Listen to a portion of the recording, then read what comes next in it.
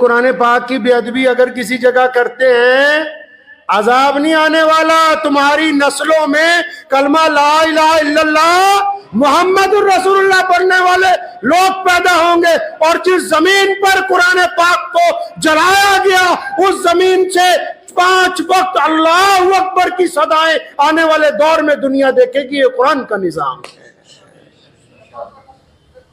یہ قرآن کی صداقت ہے۔ کیسر نے، کسرا نے، پرویز نے ہمارے نبی علیہ السلام کا خط پھاڑا۔ کہاں ہے پرویز؟ کہاں ہے کیسر و کسرا؟ کہاں ہے ہرمز؟ کہاں ہے فرانس کے بڑے بڑے شہزادے جنہوں نے پوری طاقت کے ساتھ بیت المقدس کو گھیرنے کی کوشش کی؟ اللہ تبارک و تعالیٰ کے قرآن کا نظام ہے۔ قرآن پاک اپنے انداز سے قائم کیا گیا، ایسی کتاب دنیا میں نہیں ہے۔ قرآن مریضوں کے لیے شفا ہے، قرآن نا امید لوگوں کے لیے امید کی کرن ہے، قرآن بزدل لوگوں کے لیے ہمت کا پیغام ہے، قرآن نفرت کے درمیان محبت کو پیدا کرتا ہے۔ تو قرآن پاک کی جب کہیں بے ادبی ہوتی ہے تو پھر وہاں پر قرآن پاک کو ماننے والوں کی بنیاد رکھ دی جاتی ہے، قرآن پاک کی تعلیم کے عام کا فیصلہ کر دیا جاتا ہے۔ یہ اللہ تبارک و تعالیٰ نے دنیا کو بارہا دکھایا، ایک بار نہیں۔ اس میں کوئی مسلمانوں کا کمال نہیں ہے، نہ مسلمانوں کی تعداد کا۔ اللہ نے خود فرمایا کہ میں نے اس کی حفاظت کا ذمہ لیا ہے۔ اللہ نے فرمایا کہ میں نے قرآن کی حفاظت کا ذمہ خود اٹھا رکھا ہے، قیامت تک اللہ کی یہ کتاب قائم رہے گی، قیامت تک۔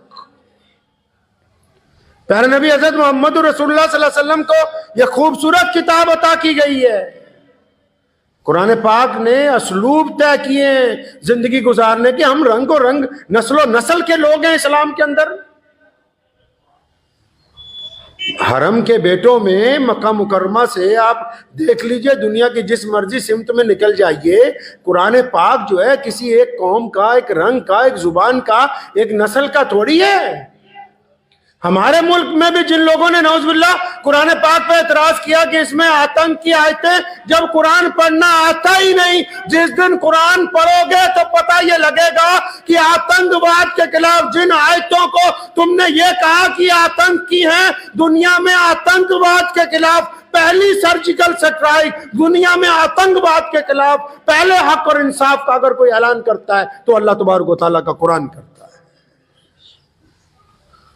قرآن پاک نے زندگی گزارنے کا کوئی شعبہ ہی نہیں چھوڑا جس میں انسانوں کی رہنمائی نہ کی ہو، تو مسلمانوں کا تو ایمان بڑھ جاتا ہے۔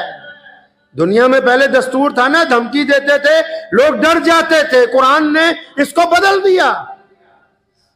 اب دھمکی دیتے تو ایمان بڑھ جاتا ہے، ہمت آتی ہے کہ اچھا قرآن تو بڑی عظمت والا ہے، آج بھی دشمن اس کا اعتراف کر رہا ہے، آج بھی اس بات کو مان رہا ہے کہ دنیا میں اگر کوئی اعلیٰ ترین کتاب ہے تو اللہ تبارک و تعالیٰ کا قرآن ہے۔ کبھی سویڈن میں، کبھی فرانس میں، کبھی فلوریڈا میں۔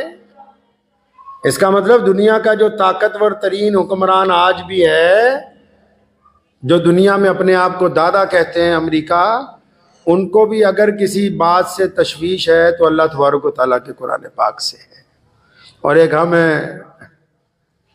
ہم نے اس ایسی کتاب کو جس سے دشمن کو ڈر لگتا ہے، ایک ایسی کتاب کو جس سے نفرت پھیلانے والوں کو ڈر لگتا ہے، ایک ایسی کتاب جس پہ ظلم کرنے والوں کو ڈر لگتا ہے، ایک ایسی کتاب جس نے زندگی گزارنے کا سلیقہ دیا ہو، جس نے ماں باپ کا احترام، میاں بیوی کی باتیں، جس نے نماز پڑھنے کا طریقہ، جس نے کاروبار کرنے کی ادائیں، جس نے محبت کا اظہار، جس نے کوئی ایسا شعبہ نہیں چھوڑا جو ہمیں بتایا نہ ہو۔ تو ہم نے بھی ایک ظلم کیا، خاص کر جو بھارت کے مسلمان ہیں، انہوں نے ایسا ظلم کیا اپنے ساتھ، اپنے پیر پہ ایسی کلاڑی ماری کہ 2 کام جو ہیں سب سے خراب کام جو انہوں نے کیے۔ ایک، پہلا قرآن پاک کو بند کر کے ناظرہ پڑھنا شروع کیا۔ اب ناظرہ پڑھنا کوئی گناہ تو نہیں ہے، لیکن بنا ترجمے کے پڑھنا گناہ ہے، مطلب سمجھ ہی نہیں۔ وہ کہتے بس بند کر دو، جدو بوڑھا مر جائے گا پھر قرآن پڑھاوا گے